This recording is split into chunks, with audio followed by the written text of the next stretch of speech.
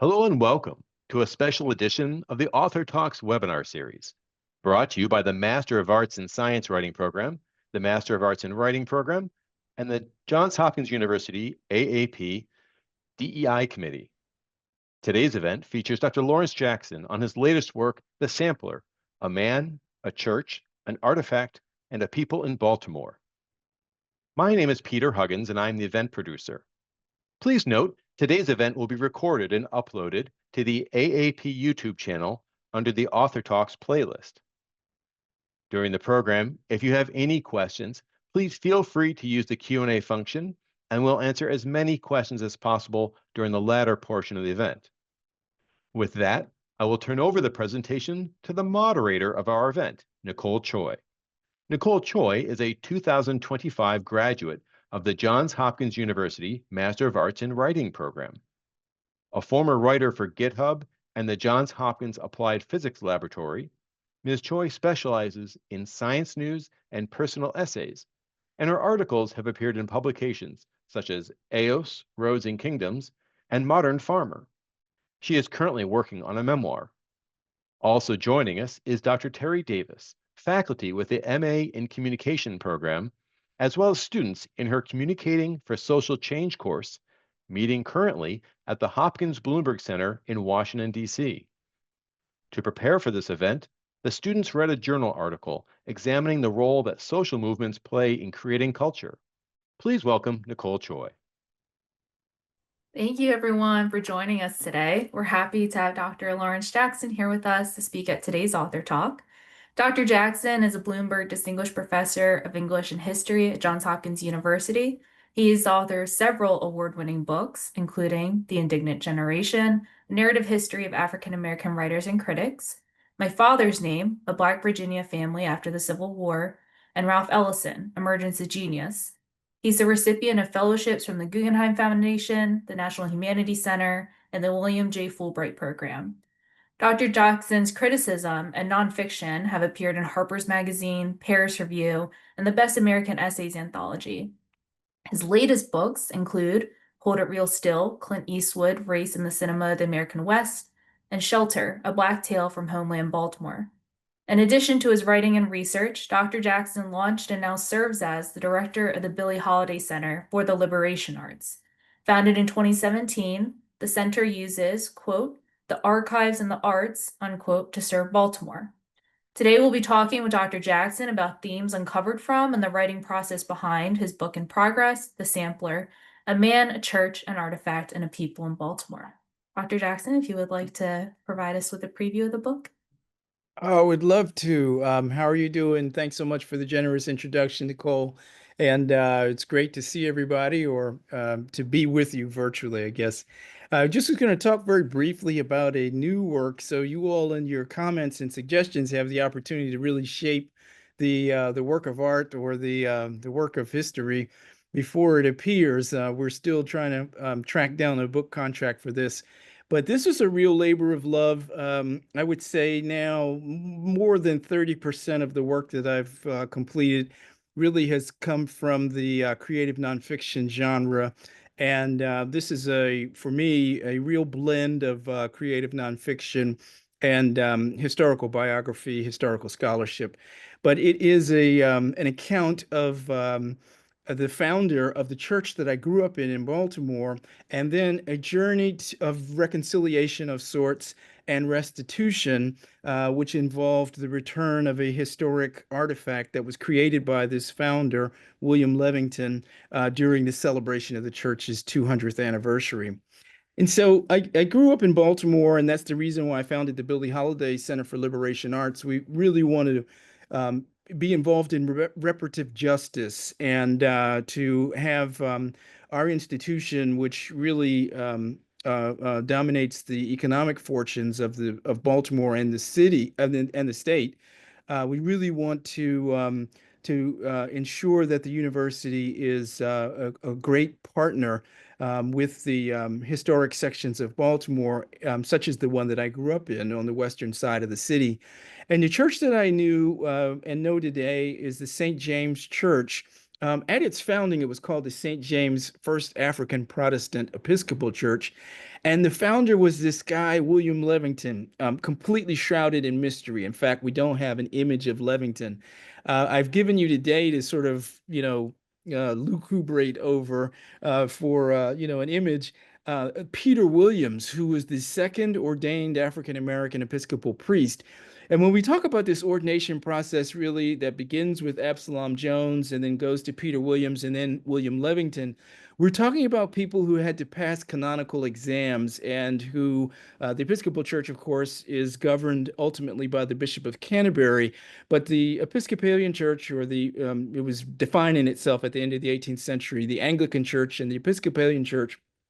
And the Episcopalian Church is the renamed Anglican Church right after the Revolutionary War.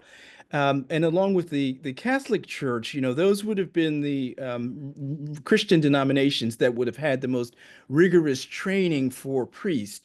And so, as you might imagine, in the era when very few African Americans were literate, it would have been an extremely high bar to pass to become an Episcopalian priest. And we have evidence of Levington being, sort of listed among the clergy in Maryland in the 1820s and 1830s. It's really quite extraordinary. William Levington, a colored man. As I mentioned, the person who is like the founder in some ways, or two figures are always linked to like the founding of Black Christianity, Black Christian practice. And one of them is Absalom Jones, who was born in Delaware, but, spent most of his life in Philadelphia. And William Levington lived in Philadelphia in the 18 teens. He seems to have worked in the household of a man named Potter, who was a bookseller and who had a younger brother who I'll talk about a little bit more, Alonzo Potter.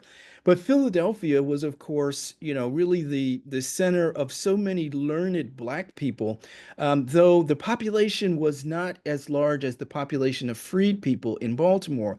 But it's sort of like in Philadelphia with this early movement of Black Christians and the founding of the African Methodist Episcopal Church, that a figure like Levington will be inspired to, sort of become a regular member of the St. Thomas Church, and then will go on to enter the clergy himself. And so I talk about these different figures who were like so integral to his, sort of his early evolution. Levington, again, we think is born, around 1793 and probably in New York, but lived for a substantial period of his life in Philadelphia, and had the opportunity to kind of rub shoulders with some of these really eminent African American founders of Black Christianity, Richard Allen and Absalom Jones. Jones passed away in 1818. But what happens, in that we have the records at the diocese, the archives of the Diocese of the Maryland Episcopal Church, just across the street from our campus, that Bishop White, one of these early Episcopalian bishops, the Bishop of Pennsylvania, he absolutely promoted, at least to a more than a small degree, Levington's ability to become ordained and really to sit for holy orders, as did the person who Levington was closest to, with this guy Alonzo Potter, who was really an extraordinary, young. He was a college president really before he became a clergyman. And Potter had a really distinguished career in every place that he went. He went to Albany, he went to Schenectady, and Levington always followed him and seems to have gained in learning as he went along. Levington comes down to Baltimore in 1824, and as I mentioned, you sort of have these large, I was going to call them competing in terms of size, large populations of Black freed people in these pivotal cities at the beginning of the 19th century and the early Republic. And as you can see in the picture in the foreground, you've got African Americans working sort of in all of the major parts of the city's early industry and commerce, such as oystering, which was always thought of, especially sail on the street, as like an African American sort of occupation. And when the, sort of important drawings and lithographs are made of the city, they almost invariably include Black Americans on the city streets. And it's because the population is so significant. By 1830, it's sort of like 1 in 4 Baltimoreans would be African American. This is the son of Benjamin Henry Latrobe. You can see his sketchbook from the 1830s. And if you look at the corners where you see women with these bundles, women in kerchiefs with bundles on their head, we know for sure these are Black women, always at the crowded markets. Levington's life here in Baltimore, though, was one that, it's almost certain that it was shocking to him. New York outlawed, or there was after gradual emancipation, but slavery ends in New York by 1827. It had ended much earlier in Pennsylvania. And to come to Maryland, to come into Baltimore was definitely to be in the slave South. And, the newspaper, pretty much the day that he arrived, it's sort of like people are for sale, people just like William Levington. Bishop White wrote to the Maryland Bishop James Kemp, and he says to him, he says, look, I want you to know this person who, you have the say so whether or not they'll be able to start a church there in Baltimore, but I want you to know they are a person who is totally African in appearance, right? Don't be mistaken and think it's like, a biracial person or somebody who, whites for a portion of time might have confused as not being a person of African descent or something. And so you can see this tension that was going to mount in Levington's life and the extreme difficulty really that he was going to be encountering where this northern freed person goes below the Mason-Dixon line to begin a Black institution, and one ultimately that we are pretty confident was going to be connected to something like either the abolition movement or the Underground Railroad. And the contest, for somebody like Levington, who I am also pretty sure Frederick Douglass would have met, or I believe that Frederick Douglass would have met Levington when he lived here in Baltimore. Somebody who was going to immediately see, sort of these really sharp lines. And one of the things that Levington did that was such a, sort of a kind of a remarkable feat was that he convinced the Black Episcopalians in the city, who were freed people by and large, that the church should be open to the enslaved. And if you look at the places where Levington, sort of spent most of his time, it's sort of an interesting arc from Saratoga Street all the way down below today's Inner Harbor, below Pratt Street, and this really important section of Black South Baltimore that was more or less had its intersection at Camden Street and Howard Street. But Levington sort of spent much of his years really in this core area of Baltimore, and there was an interesting unity among the different independent Black churches, but especially the incredibly prominent Bethel AME Church and the Sharp Street Methodist Church, which is, has pride of place as the oldest independent African American congregation in Baltimore, and the St. James Church that Levington founded. Um, when Levington arrived, he goes straight to the rectory, and we're really we have so much to be grateful for in terms of the built structure in Baltimore City that still remains. And so he's going here, sort of like over there at in St. Paul and Lexington, between Cathedral and Charles Street, to the rectory of James Kemp. And interestingly enough, we might sort of make blanket judgments or assessments about what an Episcopalian clergyman would have been like at the end of the 18th century or the beginning of the 19th century. And Kemp was a Scotsman who'd spent many years on the Eastern Shore, and even when he was on the Eastern Shore, Kemp had really expressed significant reservations about enslavement. And again, if you go back to your text about the condition of Black Americans in Maryland, right? Frederick Douglass's narrative, Douglass will be describing the period of the 1830s and his significant disappointment in the limitations of recently converted Methodist, in the way that these conversions do not seem to have an impact on the way that they're treating the enslaved. But there was a tradition on the Eastern Shore, really at the beginning of the 19th century, to chastise people for holding others in bondage. And a lot of that kind of radicalism would be connected to this figure, James Kemp, who is going to welcome, let's say partially, into the Episcopalian diocese here in Maryland, an African American who will be starting a church. And when Levington arrives, he's just a deacon and will be sitting for orders within 2 years and will be elevated to become an official clergyman. This is for me, this is like a lot of fun. In 1909, the most important person since Levington, really, at the St. James congregation, a clergyman named George Bragg. Bragg is one of the people who starts the Afro-American newspaper. You know, Bragg had been publishing a paper and he folded it in with one of the Murphys, or the founding founder, I think it's William Murphy, who will get the Afro-American started, you know, sort of right at the beginning of the 20th century. And in Bragg's, you know, sort of glorious rendering of the church's history, you know, he sort of gives you this example of like a very, very magnificent building there at North Street and Lexington Street. But I think that it's probably the more modest drawing on the right, Old St. James, that was in the Afro in 1898. I think that's probably closer to the building as it looked.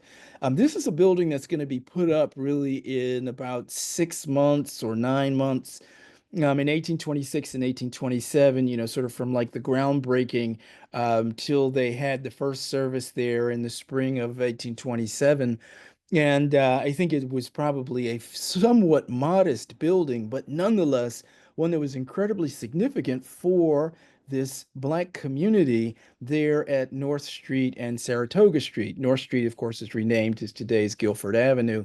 But the St. Paul's Episcopalian congregation, which was known for its, you know, for its gentry. I mean, this is the home for bankers and attorneys.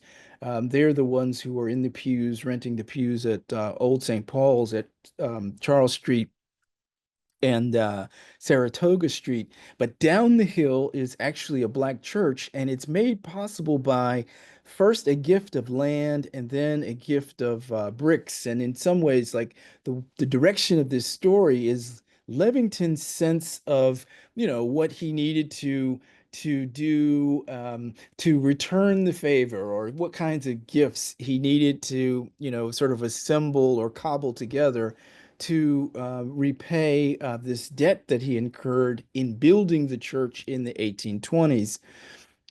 This public that he was attempting to, you know, sort of again bring together, I mean, it was always like an issue of raising consciousness, making people interested in what, you know, might think of as like some of the rigors of the Episcopalian Church, where, you know, you had to be, you know, very literate. You know, was certainly a non-charismatic worship service, and you know, was requiring a series of devotions from the parishioners. One of the things that endeared Levington to the Black community of the 1820s and 1830s was that Levington always operated a school.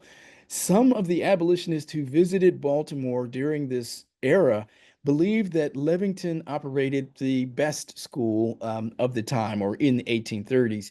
And there were several other church-run schools, and there was an independent African school, and there was William Watkins Academy, which produced, you know, perhaps the most eminent Baltimorean of the era, Frances Ellen Watkins Harper, who would go on to become the most significant Black woman writer of the 19th century. And she's being educated there on Camden Street, 114 Camden Street, and will publish, you know, what we think would be maybe the third book of an African American woman's poetry. She published that here in the city, Forest Leaves, in the 1840s, and will leave the city and go on to, you know, have this incredible career as a writer and abolitionist and suffragette.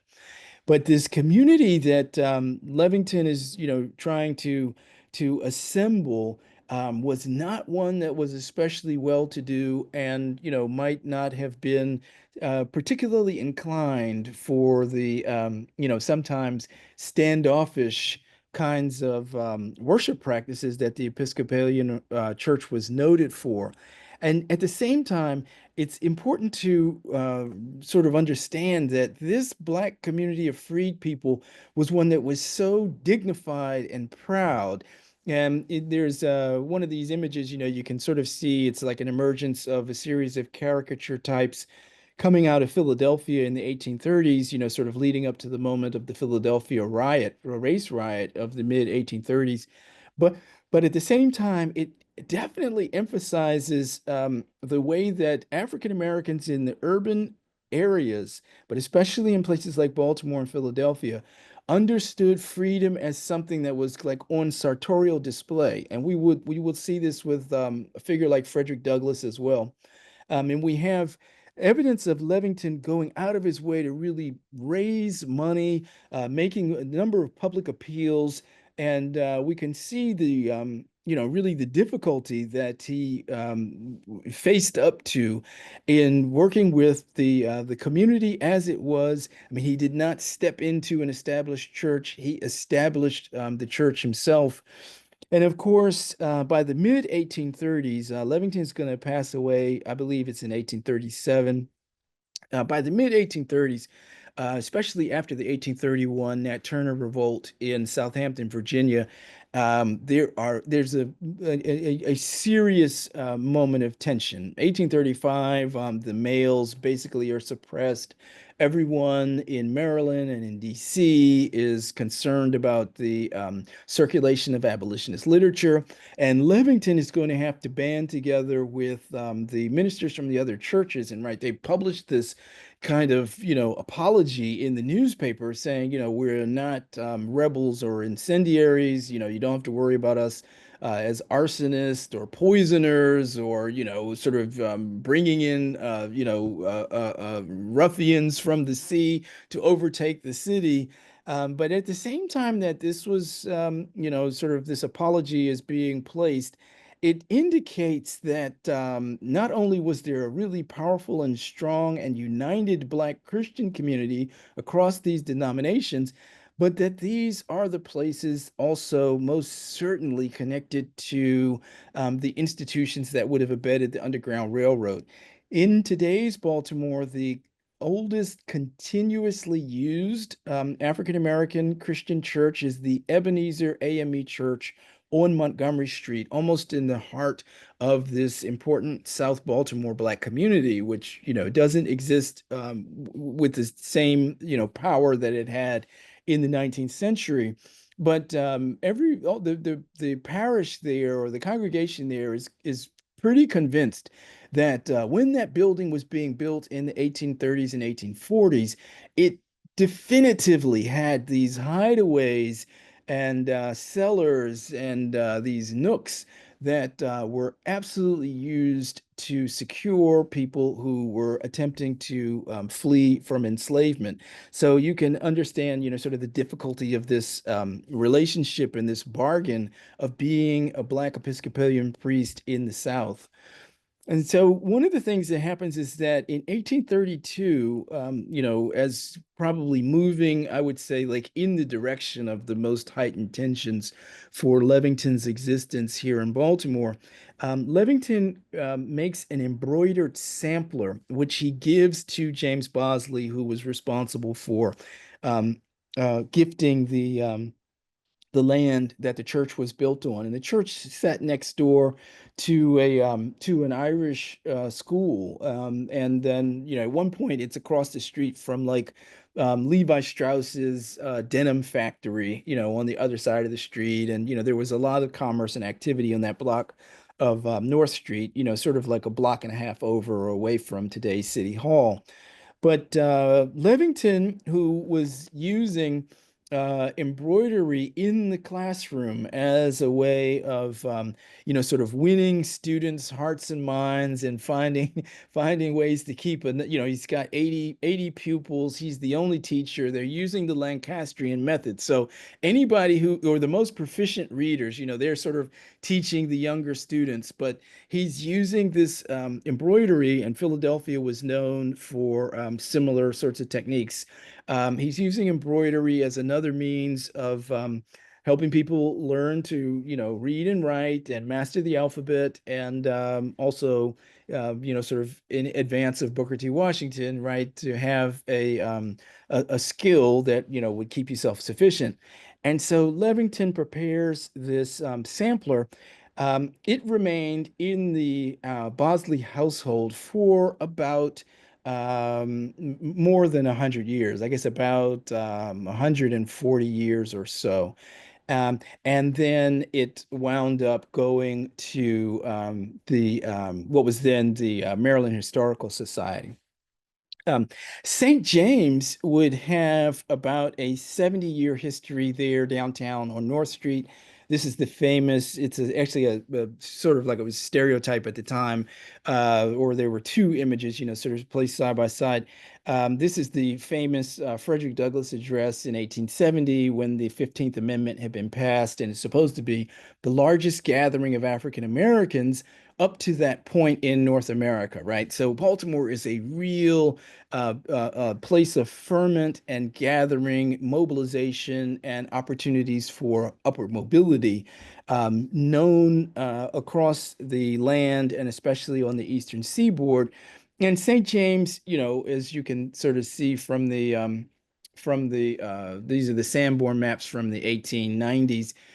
St. James is, just sort of at the edge of this area. And those of you who perhaps know a little bit of the, sort of local Baltimore history will understand that it is this neighborhood just to the north of the Battle Monument on Calvert Street that would be this really vibrant place for the African American artisan class, maybe even some of the African American elites. The famous Black sociologist E. Franklin Frazier grows up in the first decade of the 20th century, sort of in this community.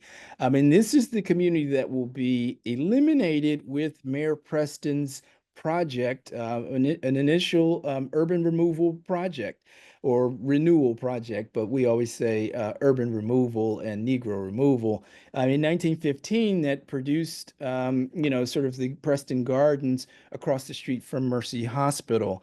But that was a real hub of African American life in later 19th century Baltimore, and St. James played a significant role in that.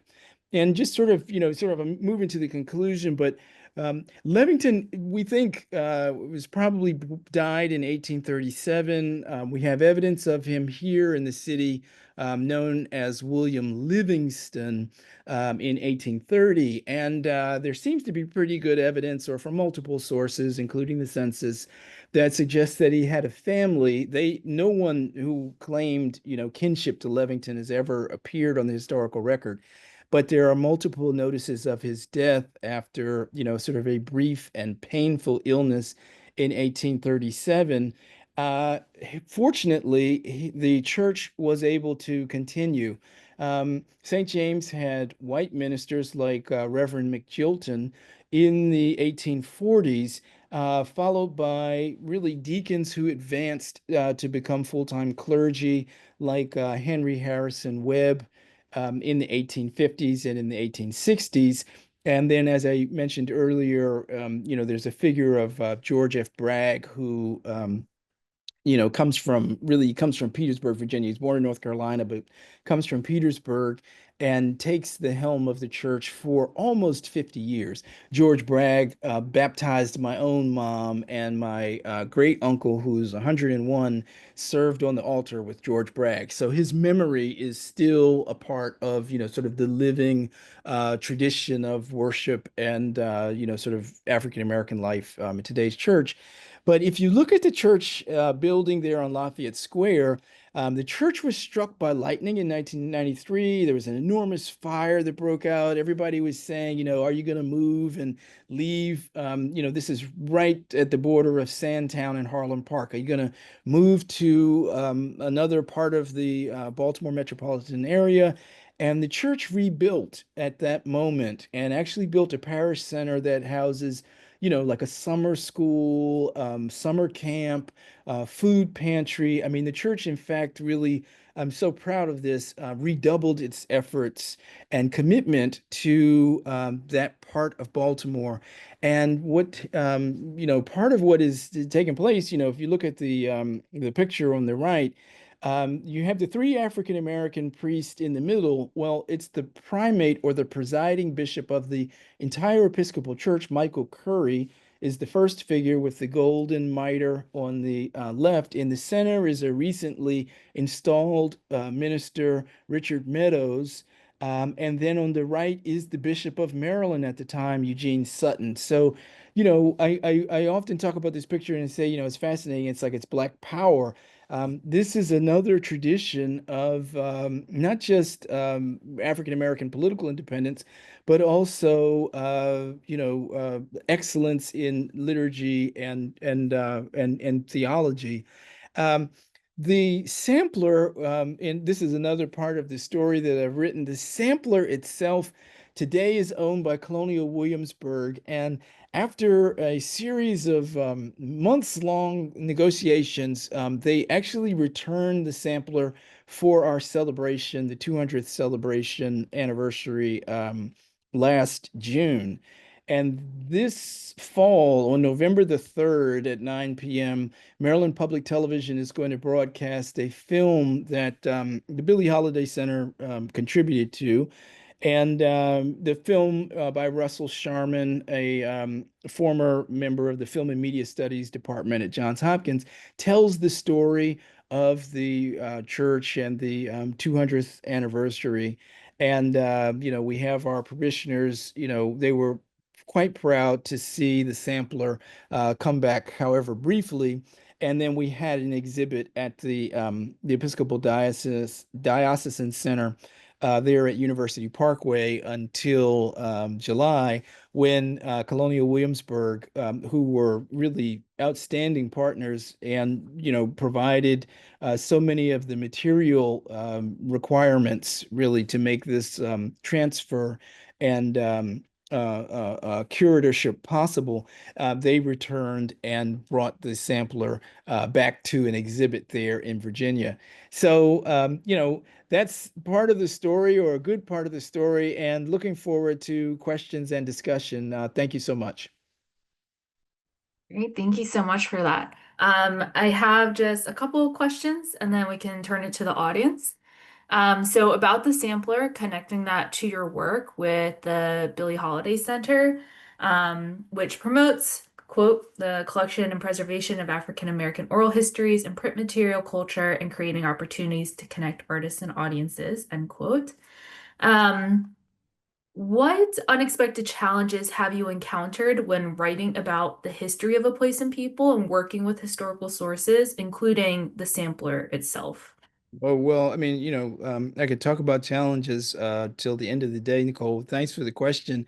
One of the things is that it's so difficult, or I guess maybe I'll frame it this way. The archival sources are often initially opaque, and you just sort of have to like let them marinate, or that's the process for myself. So, there are things that I learned about William Levington probably around 2017. And, I had them in the back of my mind. I was working on, sort of other but related kinds of projects. I was talking about the church's history, and it took forever for me to be able to digest and sometimes translate different kinds of pieces of evidence, like the letters that were exchanged between William White and Bishop Kemp. Sort of trying to locate those figures in history and thinking about, especially the great puzzle was they said that White said to Kemp that Levington was painful on point of utterance. And, I was trying to figure out, like, well, maybe he stuttered, or, was he inarticulate in some way? And it's just, it took, I don't know, probably 96 months or 72 months or something. And I was like, oh, Levington is holding people's feet to the fire And he is not one of these people who was like, oh, every problem that we have is caused by the difficulty of slavery, or every problem is at the hands of the people who brought us here.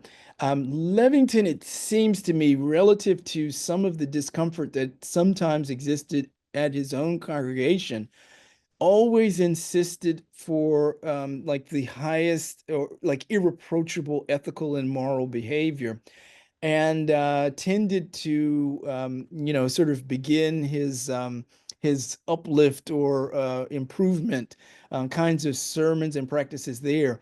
And he was also this person who did all of this travel to raise funds. I mean, kind of like a modern day person in pursuit of grants and fellowships and philanthropy. And so he's needing to like go north, a couple of times every year as long as he worked, and it broke his health. And it's just taken so long to be able to kind of understand that. But for me, sort of like, the archival sources are really, really rich. We should spend as much time with them as we can. They're also really vast. And I feel like sometimes we undersell the amount of material that is available to us today that, we couldn't have imagined previously. So, that's one of the challenges that I try to like keep in mind and to balance. So whatever I write, the next generation will improve upon it because they will have, not only a different lens, but probably new materials, different materials. Great, thank you. And then we also have a question from Dr. Davis's class. Clearly, the role of the church was like a driving force in returning the sampler and looking into the history of the sampler. And Dr. Davis's class, a student had a question about the role of the African American church when it comes to political leadership, collective organizing. So the question here is, considering the pivotal role of the African American church during emancipation and the civil rights movement as a hub for political leadership and collective organizing, how would you assess its role in today's political climate, where we see more decentralized and grassroots activism, especially among younger generations? And what do these shifts in leadership style and organizing spaces suggest about the evolving relationship between the Black church and contemporary Black political movements? Yeah, it's such a fantastic question. I won't be able to do justice to it. I mean, of course, the big point is that religious worship, regular religious worship, has massively declined since the peak of the civil rights movement in the 1960s. And if you were trying to mount something like the Southern Christian Leadership Conference, Martin Luther King's organization, and even the profoundly religiously impacted secular association, also founded by Ella Baker, the Student Nonviolent Coordinating Committee, it would have just a fundamentally different appearance. Here in Baltimore in 2015, when the largest mass uprising or mass social discontent movement emerged after the killing of Freddie Gray, um, even though that was, sort of almost exclusively secular as it appeared on the street, and certainly, transgressive legally, um, that was sparked often by, these ministers' sermons, especially during the funeral of Freddie Gray. So the famous Baltimore minister at the time, today he is a minister in Atlanta, Georgia, Jamal Bryant. We're still attracted to this profound and profoundly resonant cultural tradition that's created by African Americans and that's embodied in the sermonic style of African American ministers. It is, I mean, I live in the United States, so I mean, I'm just using that as a point of reference. But in the United States, it is the most profound oratorical and rhetorical tradition that we have. It were like famously, Thomas Jefferson, like he only, like if you asked him to read the Declaration, he's going to put his head down And he is actually a stutterer, and you're not going to get, it's like a rousing, sort of moment of oration. That was Patrick Henry, who many people think, was kind of like spending a lot of time with enslaved people on his farm in, Virginia. And that, he is one of the white Americans who's like really, really impacted by these, sort of Black traditions of oratorical excellence. So, in other words, I would say that, you will still see, up to our own moment, really profound borrowings from the tradition, but it will take, I would suggest, a new place or a new formal appearance that would be secular. Um, the historian Michael Gomez reminds us that it's really not until after the Civil War that we can confidently project that even the majority of, like 51%, that even the majority of the 4.5 million people of African descent are Christian. So, I think it's significant to remember that this cultural project has other origin places and other places that sustain it, not just the church or not exclusively the church. As I said, I won't be able to do justice to that question. Great question. Thank you. While we wait for questions from the audience, I have a couple more. So in previous interviews, you've talked about the sampler, and you talked about the sampler as a symbol. And at the start of your slides, you mentioned the importance of reparative justice. So the question that I have here is that the sampler was returned to St. James, in 2024 temporarily. But in the context of reparative justice, what does that sampler symbolize for the church and for African American communities in Baltimore?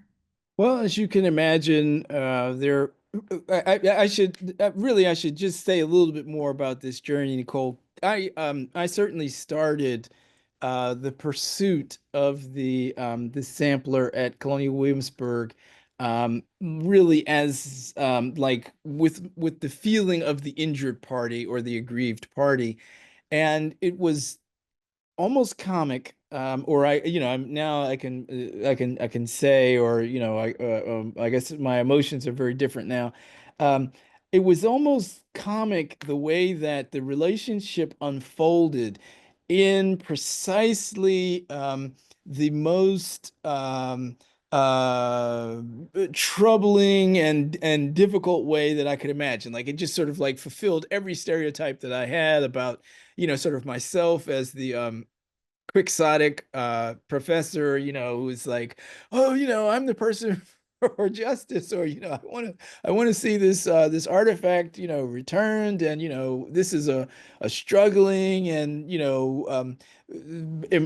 relatively, right, impoverished congregation in a part of town that people are often leaving, and we're trying to hold on, and we're deserving, and the rest of that. But they were, very professional and like, oh, we've got something planned for the sampler, and we have an exhibit coming up, and the sample is going to be a part of the exhibit, and you absolutely cannot have it, and we'll send you a photograph. And I just persisted because I just felt so wounded, and that feeling was like, it was very powerful for me. And it was fascinating. I One Sunday, I got my son and I, he's like a senior in high school, and we stood at the doors of the church, and we had our petition, and we were like, sign the petition, and we're gonna keep appealing to the folks of the Colonial Williamsburg, and we're gonna start writing op-eds, and we're gonna get the bus together, and we're all gonna have t-shirts, and we're gonna picket in front of the DeWitt Wallace Museum. I mean, I had the whole thing ready. And as that went on, and by the time I finally sent the the petition with the signatures, their attitude changed, and it was really, I mean, again, I don't want to. I don't want to beat people over the head like with my own piety or attempts at piety or something, but it was, I mean, in the context of the total church and the Christian experience, I mean, it was like it was like very reconciliatory, like at least for me as an individual. Um, And the people that we then dealt with from Williamsburg, I mean, they were very easy to deal with and were kind and generous to the point where the Colonial Williamsburg Foundation footed the bill for the entirety of the return. This thing had to be insured. It had to be brought up by docents. It had to have a specific kind of a case to house it. We were working with partnerships, one museum or another museum, and who might be able to help us, and where could we house it, and how would we, sort of secure it for, its visit here for 6 weeks. And all of it just it worked out. And there were hiccups at one point. One of the display cases, the door was broken off, and I actually repaired. I had to replace the glass and replace the muttons, and I had to do a lot of like carpentry repair work. Again, like, who's a carpenter, like, oh, somebody in the New Testament, you know what I mean? But it was it flowed together. We were able to do it, and it was really satisfying that way. And I hope that I have thanked Colonial Williamsburg, or we sort of try to figure out a nice way to thank them. And I'll send them the thing about the film. I'm sure they'll be keen to see that, or hopefully keen to see that. But yeah, that's kind of how it broke it out. I certainly would love to see the sampler in Maryland again. I want to say that the Historical Society probably ran out of space and didn't want to deal with textiles in the mid 90s, and that's why they wound up putting it on the open market. But for us at St. James to physically maintain, something that like needs to be in a light sensitive place, it needs to be in a climate controlled place. We have so many more things, that we are trying to raise money for, to repair our guild hall, to keep our programs going, our community programs going, to be able to pay our minister. That it's difficult to. I'm not always like the most creative person.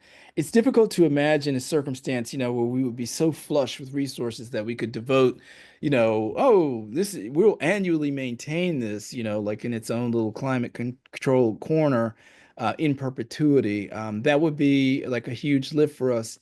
However, I should say that the prospects in our part of Baltimore, I mean, they look so wonderful right at this particular moment. On Monday night, I went to the Thurgood Marshall Amenity Center on Division Street. The former Solicitor General of the United States gave an address.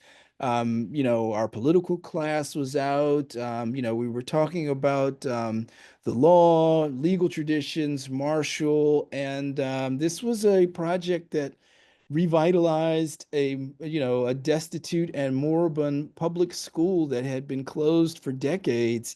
And it has not only brought it to life, right? It has brought it really into thriving. And of course, it's connected to Reverend Al Hathaway and the Beloved Services Community Corporation.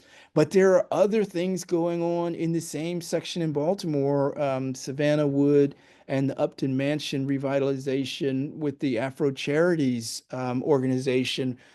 So we're really seeing a lot of new blood come into the community, and especially in really historically and archivally significant ways.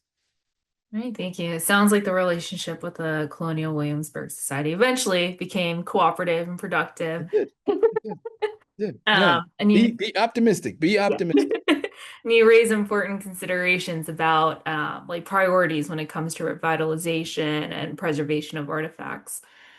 We have two great questions from the audience. So I'll start with Sarah's question. How has your research journey impacted you emotionally? Have you learned anything about yourself throughout the process? Mm.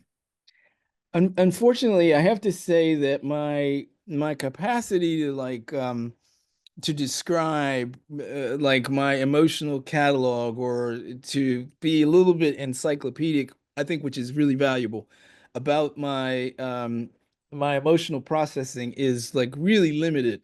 But the thing that I without a doubt noticed was that I was going through these cycles of like health and unhealth, and it made me this is like I'm being either sentimental or over dramatic, okay? But like I said, we have no image of Levington. It was impossible for me to imagine Levington at the outset, and I was kind of like, oh, this. I mean, some people think that he had a family, he didn't have a family. He comes from the north.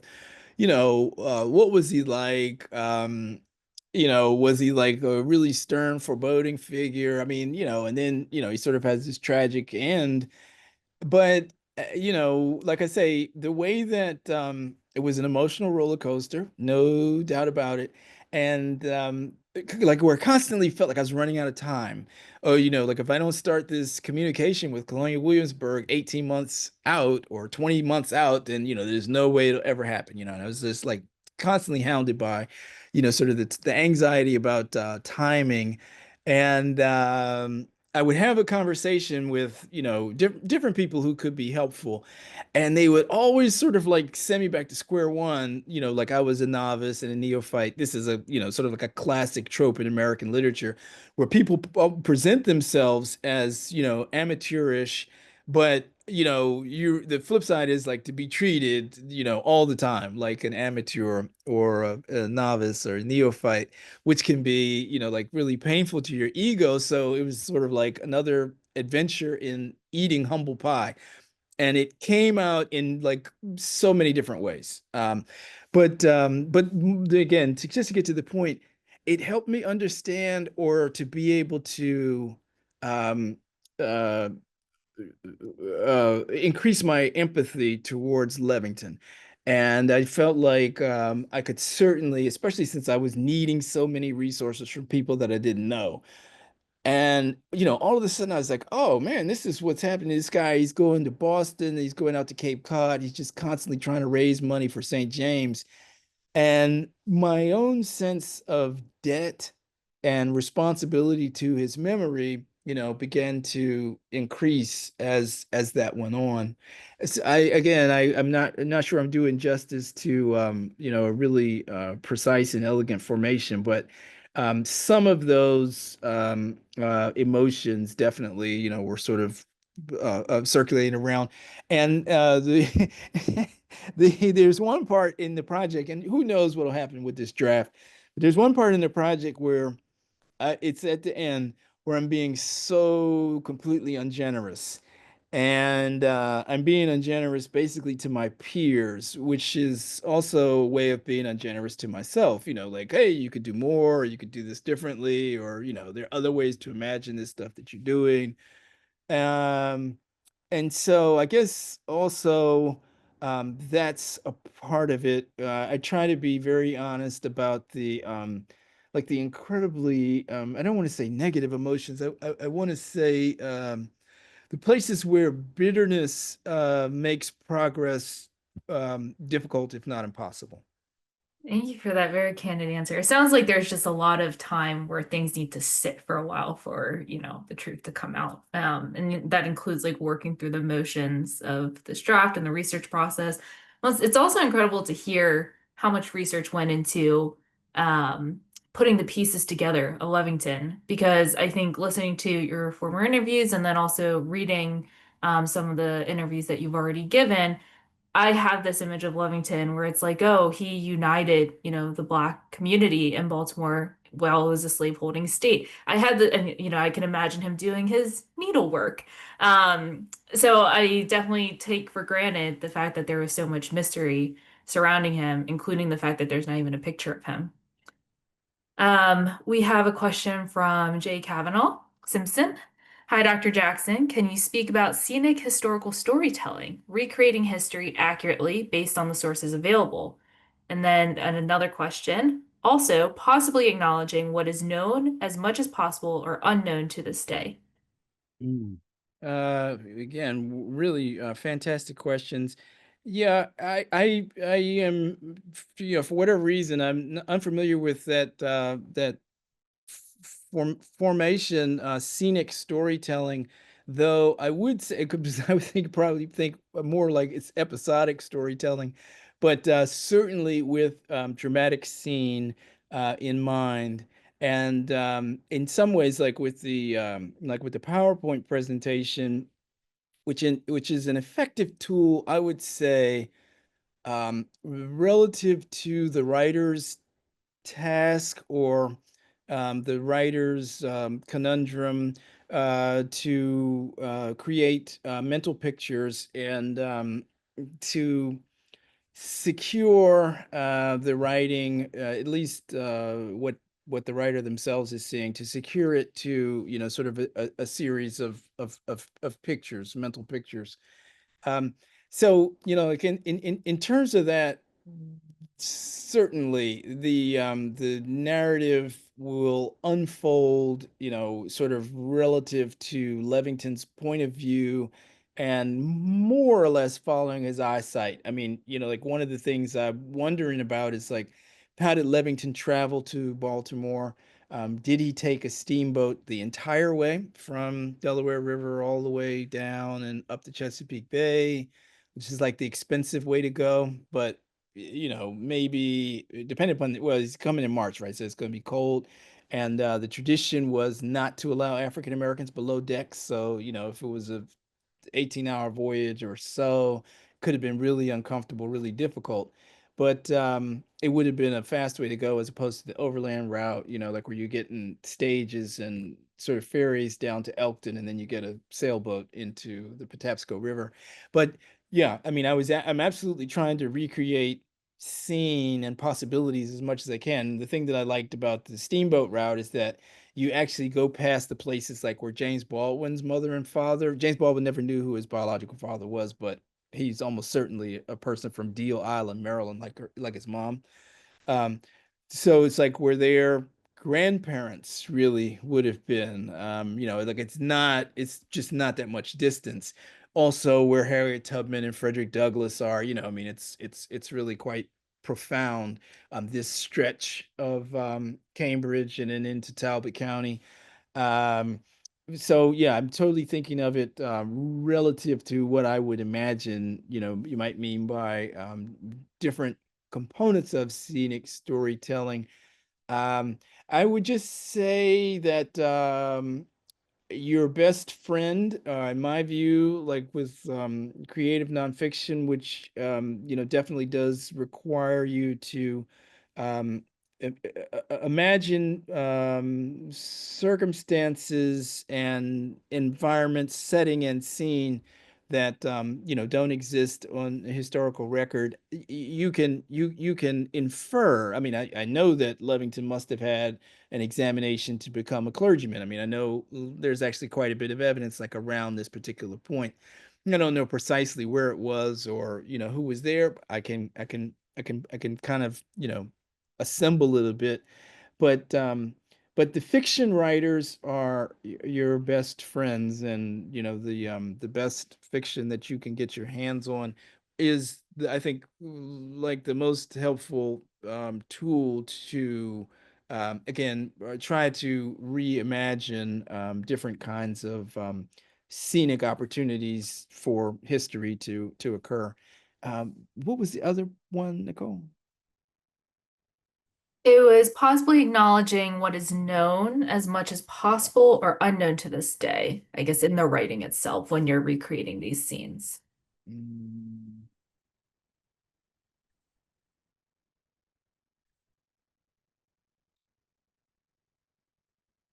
I would definitely emphasize, anything that I can prove. I mean, this is a footnote project, right? I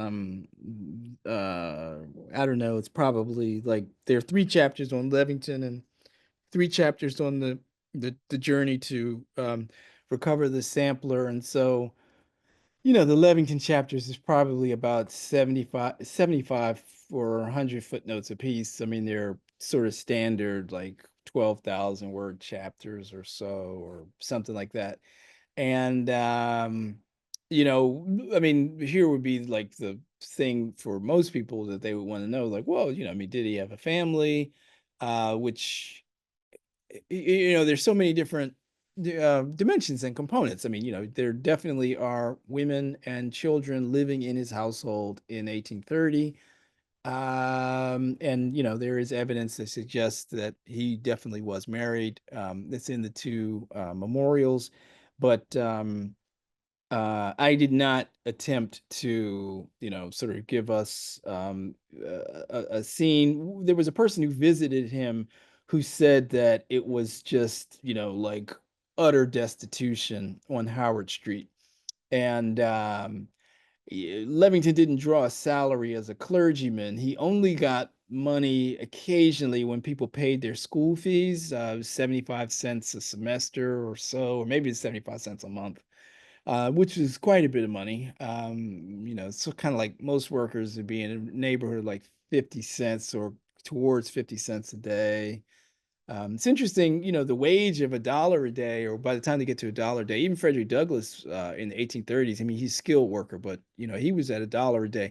It's sort of like you stay at $1 a day for a century. I mean, it's fascinating the way that inflation didn't leap forward, until 20th century. But Levington, had a difficult time here in Baltimore. I mean, he was always on the edge of poverty. I mean, he lived out uh, real Christian commitment. And I wonder what that would have looked like domestically. And of course, the main thing is, like, if you lived in kind of dire poverty, which meant that you didn't have a lot of heat when it was cold, right? You wouldn't be able to afford firewood or coal, or you lived in a place that was really drafty. You didn't have adequate clothing, and then you're not eating a lot, right? You tend to get sick.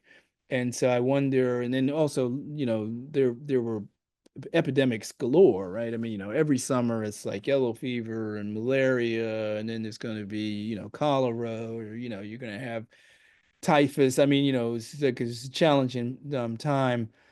And I could certainly see that his family, may have somewhat easily perished, especially if it involved a number of young children, right? And many women losing their lives in childbirth, many, maybe even closer to the majority of children not reaching adulthood. But I've left that alone. Great, thank you. We have time for one final question, and this is also related to reconstructing history. It's from Anne Lynch. Do you continue to recover archival items from personal collections, from local households, to help you fill any information gaps from the early days of the church? Are there any rumors of the existence of an elusive image of Levington, perhaps a student sampler? I just wanted to race. So we use this brochure. I don't know if you can see it. It's getting blurred a little bit. I can see the first panel, the Billie Holiday Project. It's still a little bit blurred. Is it clearer there? Okay. Better? Just the first panel still. Just the first one. Anyway, we have an archival brochure. We definitely try to recuperate, preserve, and save as many archives as we can. We have a mobile digitization lab and an archival expert in the field, Tanika Berkeley, who works in the Sheridan Library. And then we curate exhibits, and including sort of local collections, or community collections, or community exhibits. We have some work that's coming out in the spring. I think it'll be the late spring, where the St. James Church, Metropolitan Methodist Church, Metropolitan AME Church, and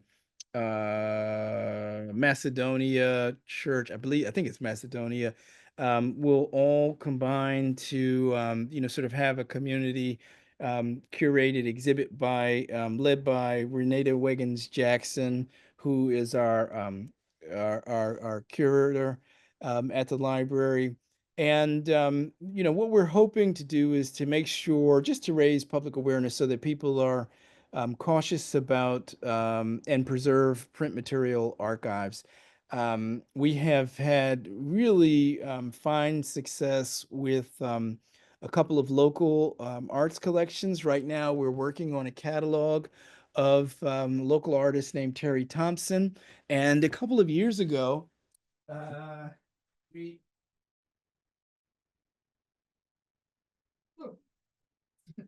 sorry. A couple of years ago, we brought out we helped to bring out a book called Baltimore Lives. That is interesting. Maybe yes, holding it directly in front of your face actually Oh, works. right. I see. And these are the photographs of John Clark Maiden, and you know, we brought into the library about 85 of the prints, and we helped John get the book together and helped to support its publishing. And he was recently recognized at the National Gallery of Art. This was about 2 weeks ago. So we've been really excited about that. We brought into our own library several collections now, or more than one collection of Billie Holiday materials. So we're really attempting to live up to our name, you know, the Billie Holiday Center for Liberation Arts, with the real materials of Billie Holiday, including letters and really interviews with so many people that knew Billie Holiday, and making them available to researchers and the public, and you know, attempting to really inspire further archival preservation work. Great. And then Latanya, thank you so much for including the website to the Billie Holiday Center. Fabulous. Thank you. All right, well, that about closes up our session today. Dr. Jackson, thank you so much for being here.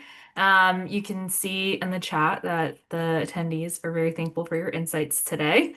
And then Dr. Davis, thank you so much to you and your students for joining us and for having those great questions for Dr. Jackson. It's nice to meet everybody. Thanks for coming.